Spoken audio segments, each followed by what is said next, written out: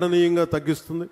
ఎరువుల తయారీ, విద్యుత్ ఉత్పత్తి, పారిశ్రామిక రంగాల్లో కార్బన్ ఎమిషన్స్ని చాలా బలంగా తగ్గిస్తుంది.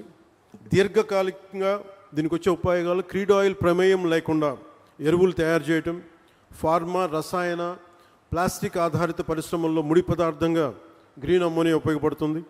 దీంతోపాటు వాతావరణంలో కార్బన్ ఎమిషన్స్ని తగ్గించడం ద్వారా 1 సెంటీగ్రేడ్ మార్పు వచ్చినా కానీ చాలా బలమైన మార్పు తీసుకుంటుంది.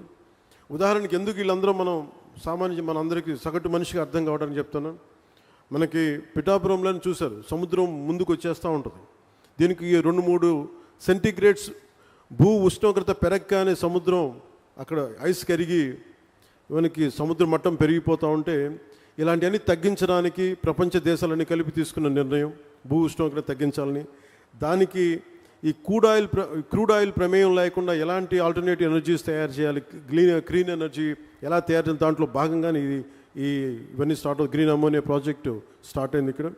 దీనివల్ల రాష్ట్రానికి ఎన్నో దీర్ఘకాలిక లాభాలు కలిగి ఉన్నాయి. విద్యుత్ రంగం సంక్షోభం నుంచి పెట్టుబడిదారుల విశ్వాసం దిశగా ఇది ముందుకెళ్తుంది. గత ప్రభుత్వం పాలనలో వచ్చినప్పుడు మీకు తెలుసు, 2 నెలల్లోనే పవర్ పర్చేస్ అగ్రిమెంట్స్ రద్దు చేసి పునఃసమీక్ష పేరుతోటి విద్యుత్ రంగాన్ని సంక్షోభంలోకి నెట్టేశారు. విదేశ పెట్టుబడిదారులని ఇబ్బందులు గురిచేసి కోర్టు కేసుల వల్ల చాలా ఫైన్స్ చెల్లించాల్సిన పరిస్థితి తెచ్చారు.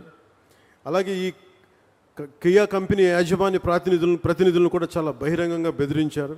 కానీ ఈ సందర్భంగా మేము గౌరవ నారా చంద్రబాబు నాయుడు గారి నాయకత్వంలో కూటమి ప్రభుత్వం పెట్టుబడిదారులని వేధించదు, అండగా నిలబడుతుంది.